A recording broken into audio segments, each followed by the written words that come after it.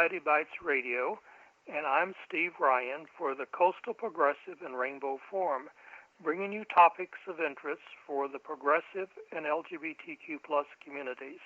Today, we're welcoming Matt Lipinski, and Matt is going to talk about election cybersecurity and some other issues. Matt is vice chair of the Manatee Democratic Party, teaches computer science at New College of Florida. His background includes a PhD from MIT and research scientist in cybersecurity for BBN Technologies. Welcome, Matt. Glad to have you. Thank you. And please introduce yourself a little more detail if you want to.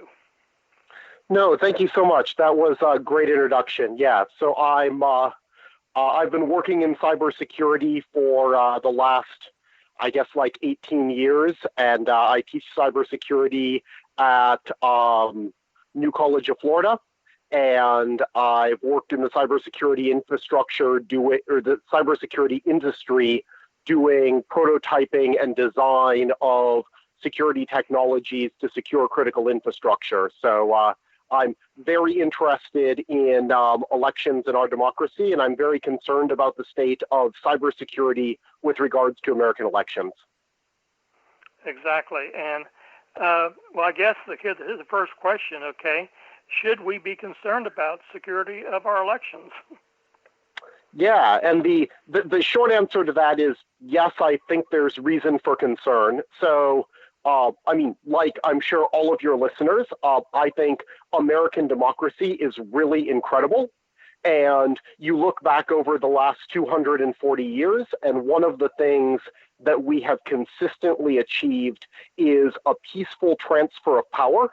Like, this is why American democracy is great. We all believe in the Constitution. And so even though people have been disagreeing on things for the entire history of our country, you know, we hold an election, we all agree on the rules.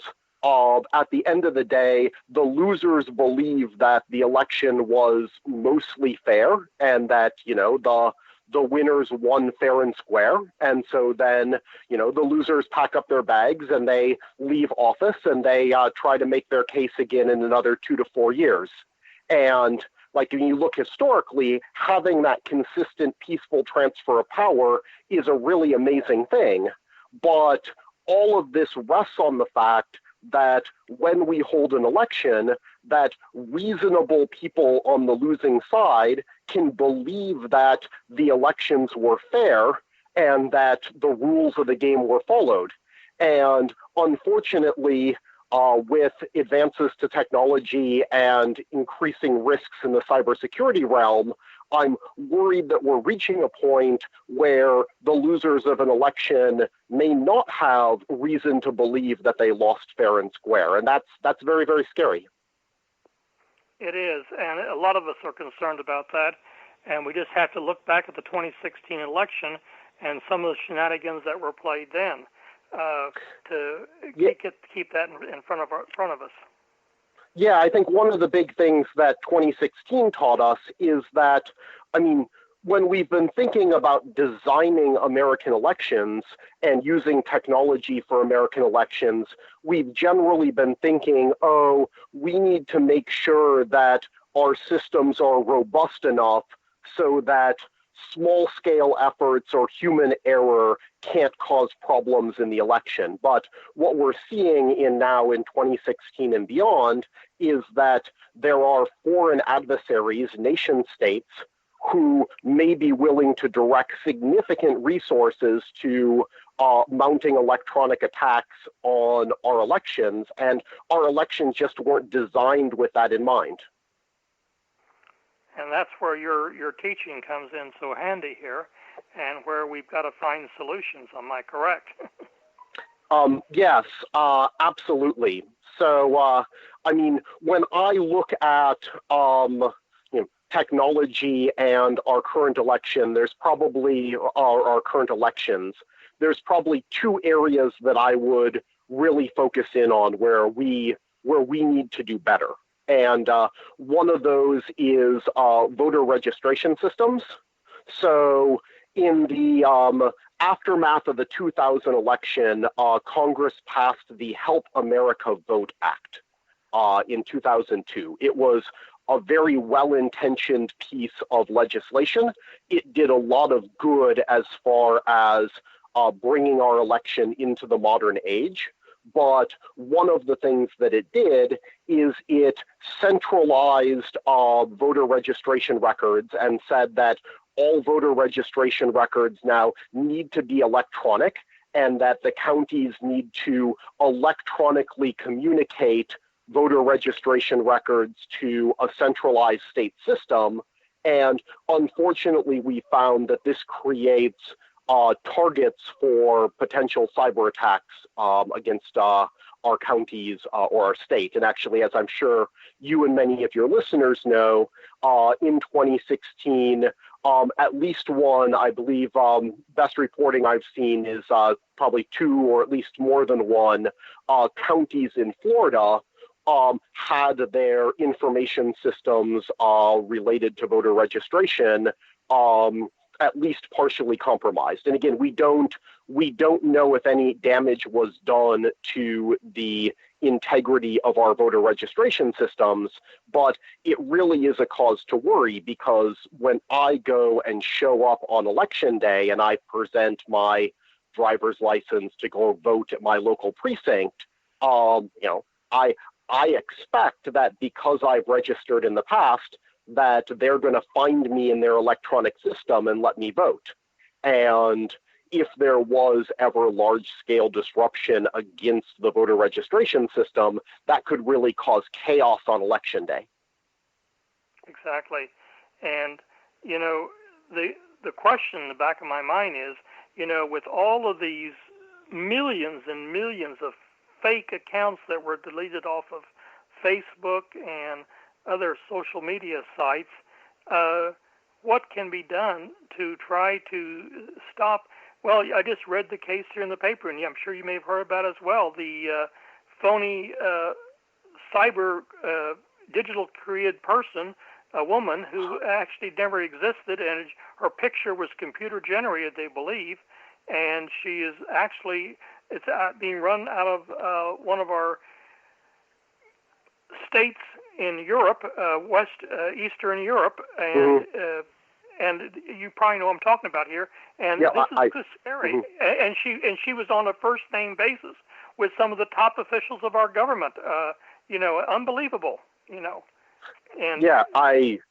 this is deeply troubling, and in particular the quality of fakes has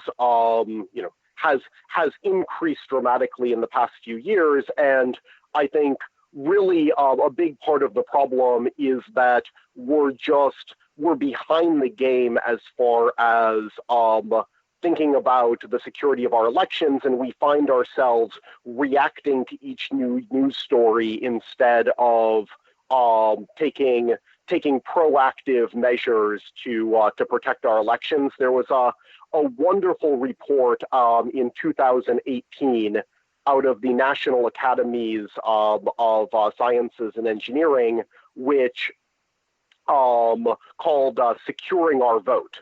And there a bunch of experts got together from the National Academies, and they wrote a very detailed report with very concrete recommendations for where should we be directing our resources in order to actually make sure that our elections are safe and secure.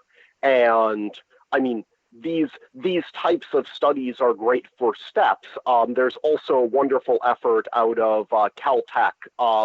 There's an interdisciplinary research group, the Caltech MIT Voting Project, has brought together a lot of researchers from political science, computer science, business, statistics, to do research in how we can go and have more secure elections.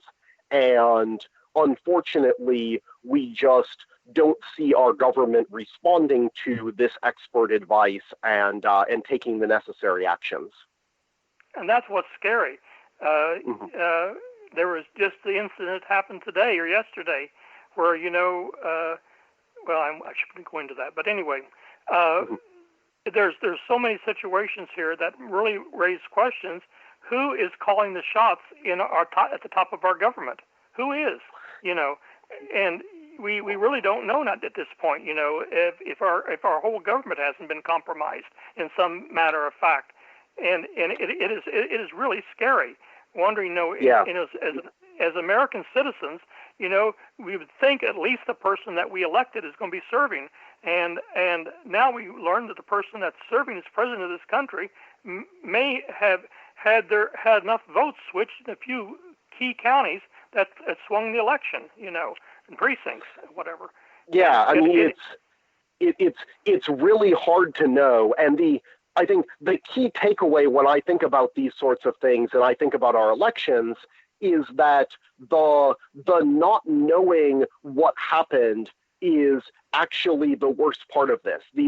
We don't have enough of confidence in our election mechanisms to really know for certain one way or the other whether or not attacks against our country in 2016, we don't know to what extent they were actually successful because we don't audit our systems.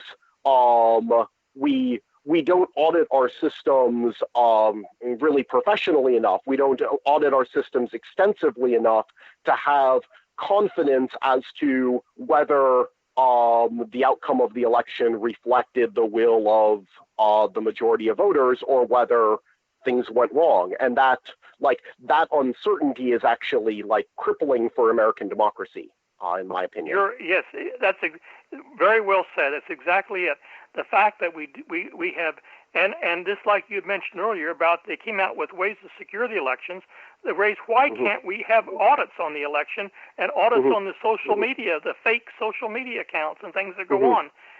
And we need to have some kind of control put in place. I don't know what it is exactly, but that's what the National Academies of Science and Engineering and other groups were trying to come up with. What I hear when I read and hear the interviews on this is that what the recommendations that have been made have went to the organizations in the government, but no action has been taken. And that is the question. Why hasn't it? Yeah, so at the national level, as far as I can tell, absolutely no action has been taken. At the state level, I was pleased to see just this last week that Governor DeSantis is sending $5 million to the counties to help with cybersecurity, particularly with regards to voter registration systems. And I mean, I think $5 million is not enough, but I mean, at least we have an elected leader doing something. Our previous governor knew from reliable reporting for years that this was an issue, and Governor Scott took absolutely zero action to make sure that the cybersecurity of our elections was going to be resilient against modern attacks. And yet, the ironic thing is the federal government spent God knows how many millions of dollars of our taxpayers on voter fraud and come up with virtually nothing. You know what I'm referring to here.